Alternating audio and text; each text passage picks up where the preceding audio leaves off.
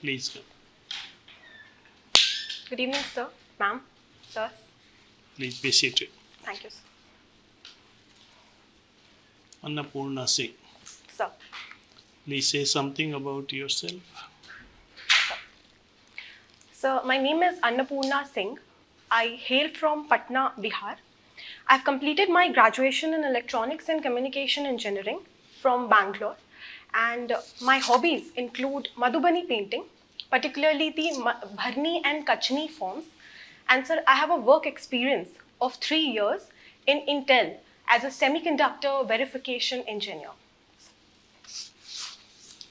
Why moving from a technical field to civil services? Sir, I believe that while I enjoyed my position in a technical field and got a lot to learn from there, in civil services, I would get an intersection of utilization of my skill set as well as my intent, which was further strengthened when I participated in my experience as Intel leader Valstar. Secondly, sir, I believe that I would gain immense personal intellectual satisfaction as well to contribute to the policies like India Semiconductor Mission or the Digital India and the backdrop at policy implementation as well as later at policy advisory stages, sir. What's the meaning of your name? So my name etymologically means made up of 2 words, Anna and Purna. It means someone who completes food, and holistically it means the one who provides prosperity. Okay. You talked about that you will use your skills. What are the skills which you think you have will be useful in civil services? So first, sir, the skill set which I have are both technical as well as non-technical. Talking in terms of the non-technical skill set, sir, I have experiences in technical background wherein I used the qualities like team building, working in a team and leadership facilities, as well as working in crisis management in a disciplined fashion, which I believe is very much crucial in civil services. Have you tested any time crisis management? Yes, sir. You give me an example. So while my second year of working in Intel, I was working on a 10 nanometer node technology, and we were supposed to be delegating the work, some part of the work to Santa Clara office as well. So there was supposed to be an inbound communication, and the work was mostly remote based. However, so there was a very major bug that was found, and we had to deploy solutions in the quickest form, in the quickest manner by mobilizing the team in 2 days' time. So I was the lead of that So what project. did you do? So first was, my first approach was to communicate with the teams in India as well as in Santa Clara, United States, on what exactly is their observations of why the bug is coming. Second, sir, I worked with the expert professionals on that particular field. The bug was in the PCI communication domain, sir, and later I took inputs from my entire team and then solved it, sir. Okay. You are from Bihar. So, What is the real issues in Bihar?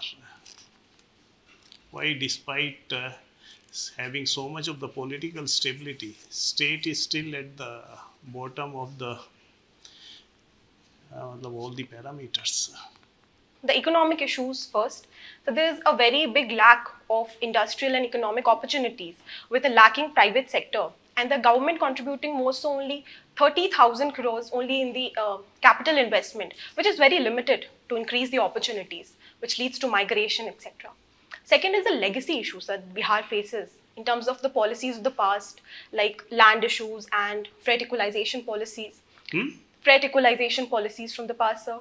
Thirdly, sir, there are social issues as well which pans out. Women in Bihar, although there are a lot of steps being taken, but the labor force participation rate, the literacy rate. How you will address problem of unemployment and industrialization in Bihar if you have the power?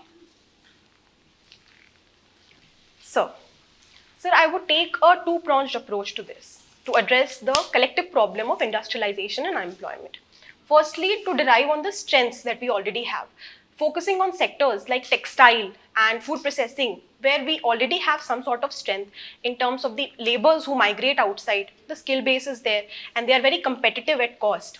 Secondly, in terms of food processing, Bihar has a very good agriculture background and that could be utilized. So I would try to work on that. Additionally, sir, tourism and handicraft sector I would also work on that. And second step would be, sir, to utilize the policies that are already in place. Bihar Industrial Development Policy, the Investor Summit that took place a few months back. If food processing industries are so successful, why Bihar has not yet exploited it? Why are they waiting for you to come? Sir, there have lot of steps that have already been taken, but as you said, sir, the effect of it has not been visible. Few of the issues are, sir, that the policy of attraction has largely been post-establishment and not of pre-establishment incentives. And industries don't find these policies attractive enough. And it was cited in some certain reports as well. So Bihar government is trying to change that by single window clearances and providing So ready-made... You have the problem in establishing an industry. Sir. So there are issues in the establishment of the industry as well, sir, and the continuance of the industry, sir. There are a lot of issues of corruption that has been cited, where the schemes and policies that are already in place do not pan out to their assisted benefits. Thank you, sir. Thank you, sir. Okay, Annapurna. Sir. Geography is your optional. Sir. Did you follow this, the first underwater metro line? Yes, sir. So it Tell is us. established in Kolkata, and very recently our Honorable PM has inaugurated it, sir. Okay. As a student of geography, what is this, run of river project? Sir, run of the river project are construction of establishments and dams wherein water could be utilized by creating establishment from the running river itself and not stopping the flow of the river. This is what I understand, sir. Have you heard this, word atmospheric rivers? Yes, sir. So atmospheric rivers, also called as pineapple rivers because of the shape they are in, are the availability and presence of humidity in the atmosphere, wherein the water presence is so much so that it is often equated with the presence of river in the atmospheric layers. Have you heard about this, Vikramaditya Vedic clock? Recently, Honorable Prime Minister inaugurated this.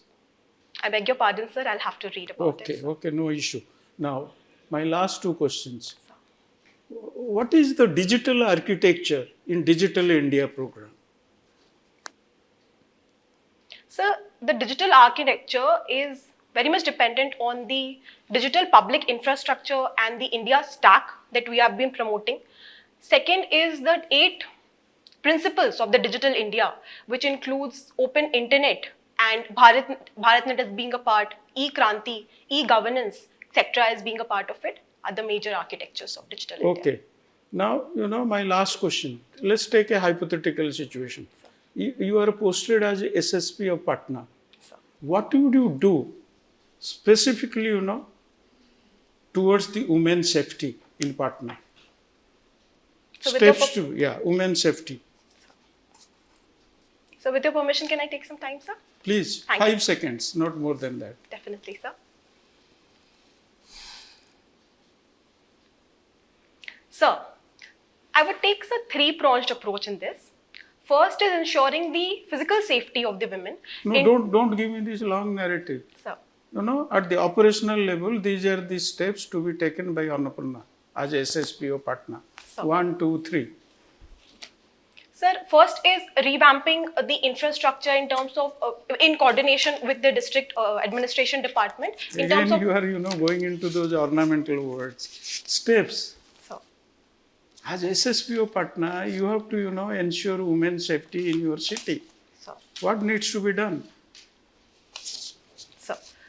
So the first step and the immediate step would be to making the women personnel and police personnel deployed in terms of community policing, Pinkwan Thanas, and sensitization of the police machinery for women so that they are more approachable. So second would be to increase the lit up spaces so that women feel safe at the night time also. And third is increasing outreach by social media programs as well as one-stop solutions like the Sakhi centers that are already in place in Patna, making them more accessible and more effective for for women's safety, sir. What is the difference between women's safety and women's security?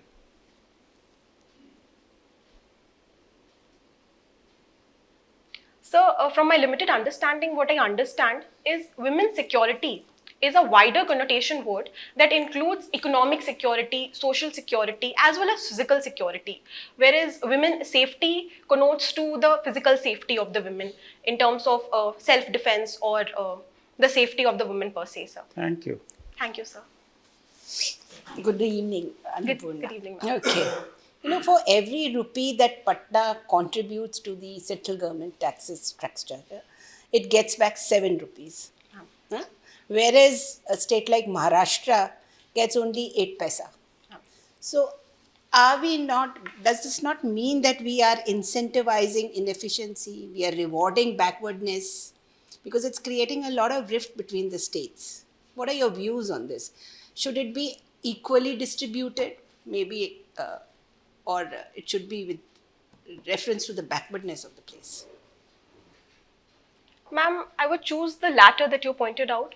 It should be equitable and not equal, and it should take into consideration the backwardness of the place as well. And as you pointed, ma'am, this is definitely creating a rift between the geographies of the country.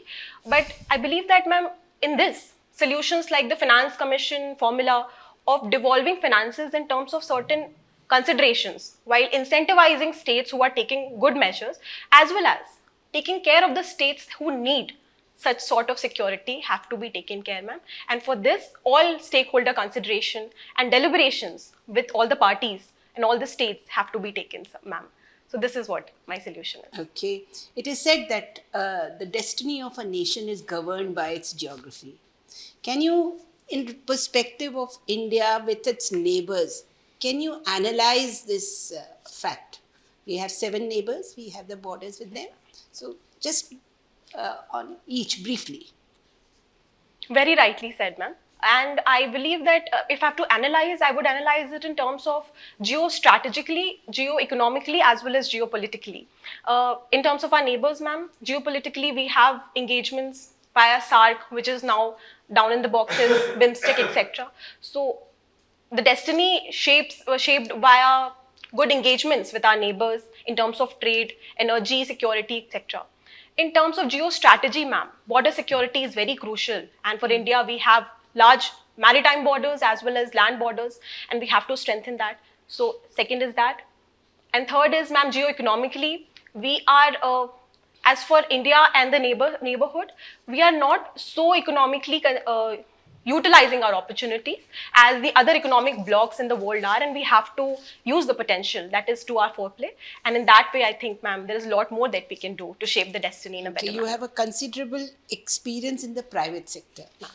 So with that experience, do you think gender equality is a myth or a reality? Ma'am, I think the narrative is slowly changing thanks to our seniors and the women in the past who have worked for this. But there are problems which are not homogeneous per se. Because there are a lot of women who have been fortunate enough like me that we got a lot of opportunities at our foray. But there are a lot others who fare the twin problems of taking care of their families as well as working. And secondly, ma'am, while working as the Women Valstar leader, I realized that there are a lot of women who, from the lower background, from tier 2 cities, as well as from the villages, they are not getting the gained opportunity. We see that only 14% of women are there working in STEM, while 43% graduate. So there's a lot of gap which needs to be filled.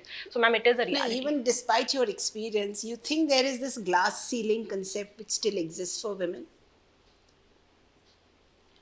Ma'am, while it does not exist at the lower level, I believe that, but at the higher level, ma'am, I think the glass ceiling still exists because only 8% of the women are there who are at the executive board levels, which is a very sorry number to state in the private sector. Can you distinguish it between glass ceiling and glass cliffs then? Ma'am, glass cliff was a concept very much in news during the COVID times when it was stated that women are often given leadership positions when the situations are worse enough so that any failure, if might be, can be blamed on women's incapacities, which definitely is not the case. Ma'am. Thank you. Thank you, ma'am. You heard of the Pacific Ring of Fire? Yes, sir. Which countries, which places does it cover, and why is it called that? What happens there? So first, the countries that it covers, it includes Canada, United States, certain Caribbean islands, the South American country of Brazil, and sir, in the eastern part of it, a substantial amount of Europe is covered, as well as the western boundary of Africa is covered by Pacific Ring. My apologies, sir. I got confused with the Atlantic and I misjudged. So the Pacific Ring of Fire is in the Pacific Ocean, and it in the borders of Japan and the western part of United States and South America. Why is it called the so-called Ring of Fire? What happens there? Sir, this is owing to the plate tectonics. The Ring of Fire concept is emerged because they are volcanically very active zones, because the ocean crust, the oceanic plates and the continental plates collide there, sir. They are converging towards each other and makes them volcanically very vulnerable. That is why now. Generally, in Indian subcontinent, we are prone to earthquakes. I mean, you have been a student of geography. Whereas, we find that in one place, in Iceland, okay, I'll mention, Yes, sir. several volcanic eruptions have taken place. On one hand, Iceland has sub-zero temperatures. On the other hand, you are having volcanic eruptions. What is happening below the ground? What type of movement? If we have to compare the tectonic movements or the plates movement in earthquakes with what is happening there, what is the essential difference? Very simple difference. Yes, sir. So I believe you're talking about the type of plate movements. While in Iceland, it is about oceanic as well as continental convergence, where when oceanic plates comes into picture, accretionary prisms comes into picture, and magma is there, which can take a form of a volcano. While in case of India, sir, it is a continent-continent convergence, and that makes it more prone to earthquake rather than volcanic eruptions. Where is collision taking place? Where separation is taking place? So separation takes place where there are diverging limbs. Collision in India's case, sir, there is a collision in Eurasian plate as well as Indo-Austral plate that has moved upwards towards the north. We use Richter scale. Yes. What is the highest in terms of intensity on a Richter scale? Sir, I believe it is 10. It's not 10. Okay. In My any case, apologies, if you increase, suppose in a particular place, the earthquake is intensity supposed to be 4. Another place, it is 5. So, Then what is the difference actually in terms of intensity? sir, Marcelli scale is the one that measures the intensity. And when we talk about the difference when one place registers as 4. Earthquakes, where earthquakes take place, they say on the Richter scale, it was rated as 5 or 6 or 4. So how does it, like 4 to 5, So, how many times is the intensity, the increase in intensity? I beg your pardon, sir, I'll have to read more on this. 10 times more. Okay, sir. Thank you. 4 to 5 is 10 times more. 5 to 6 another times more. Though the increase is just 1 in that. Thank you, sir. Because you are a student. What are the solid state devices? Being a student of electronics also, what are the solid state devices? How and what was the earlier version? So solid state devices find a lot of intersection with nanomaterials and cuprates of solid state devices. The devices per se, sir, I'm not able to recall. I am sorry, sir. We find that the semiconductor policy, the recent policy of Government of India, a lot of massive funding is being given. But one criticism is that it requires huge consumption of water, very, very high level of sanitation and hygiene, dust particles should be non-existent. Plus water is there, and also, no generation of employment. Very limited generation of employment. Do you think it is a right policy? You are pumping in so much of money, consumption of water is very high, and very limited generation of employment. What are your views on it? Sir, to answer whether it is a right policy or not, sir, I believe it is. And to answer the part where it is taking so much water and the employment angle, so the water consumption per se is very much in the fabs, when fabs are being produced, while in the other sectors where designing is taking place, or ATMP and OSAT, the water consumption is not as much. Secondly, sir, the solution to that, as I've worked in Intel, these companies have to take care of a mark of reusing and recycling the water that is given to them. So that could be a possible solution. As far as in terms of employment generation, Sir, as per certain reports, it was cited that India being the hub of the designer semiconductor engineers, 20% of the global talent pool comes from us. And it would give a huge impetus to high-skilled jobs. While for low-skilled jobs, sir, we definitely need to do a lot more. Upskilling of our individuals and the youth is necessary. And in this aspect, sir, the government has taken necessary steps. UGC has come out with a revamped curriculum to provide semiconductor engineering as a separate solution and a separate course, which was not there in the past. And additionally, sir, the companies are also coming in to provide training to all these individuals. So I think in the long term, it is the right way to go because semiconductor definitely is the future, sir. Thank you. Thank you, sir. Thank you. Good evening, Annapurna. Good evening, sir. What's the difference between a painting, a mural, and a fresco? So, a painting is a wider term which also includes mural and a fresco. Mural is largely painted on the wall, as was the case of Madhubani painting in the past. And fresco uses specific techniques like using paste before starting to paint. And I think these are the major differences. How's Indian badminton team faring these days? So just recently we have won the French Open our doubles team. 𝐍𝐄𝐃𝐄 Reddy and Chirag Shetty has won it. And in that terms, the performance has been really good. Not just of the seniors, but the younger players like Tressa Jolly and Gayatri Gopi Chand. Even Lakshya Sen has regained his form. Very and nice. we are doing well. When we talk of electronics and communication, there was a threat. In fact, it has happened also that Houthi rebels will dismember the optic fiber cable running in the Red Sea. What is the impact of this kind of a threat? Yes, sir. And this is a very major news in terms of internet connectivity, particularly in the Asia-Europe region, because most of our internet and the optical cables pass from there. Tata is a huge participant there. And because of this, there will be impact directly on the consumers too, because the internet connectivity would be affected. And possible solutions are being discussed in this aspect, sir. All right. You are a student of geography. You understand what is happening in the Red Sea. Because of that, there is certain things which are like diversion of the complete traffic. There is something else happening in the American subcontinent, which is again affecting the trade. Are you aware of it? And it's a geographical phenomena.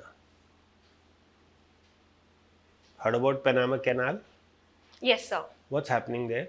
So Panama Canal is again a important sea line of communication, and so Panama Canal is coming out as an alternative per se, because since Red Sea is being choked down, the traders had to go out from There are two different oceans involved. Yes, sir. So the Panama Canal is towards South America and North America, and the Red Sea is over here, and it has impacted the retail and as well as the commercial trade routes as well. So, But what is the geographical phenomena? What is wrong with Panama Canal? So it is a man-made canal per se, because It is a man-made canal. Yes, sir. Then what's wrong? All right, read it up. Otherwise, it's Yes, El sir. Nino effect which is taking place, and the water levels have gone down, so they don't have water to pump it up. Thank you, sir. All right. Coming to India's problems, you are coming from Patna, right? Sir. You are borders with Bihar. What are our problems with with Nepal? Sure. And how do you see this being taken care of in future? So the first part of the question, as our problems with Nepal, first one is in terms of the hydrology, sir. We have water sharing agreements, but a lot of that has not concretized. One part.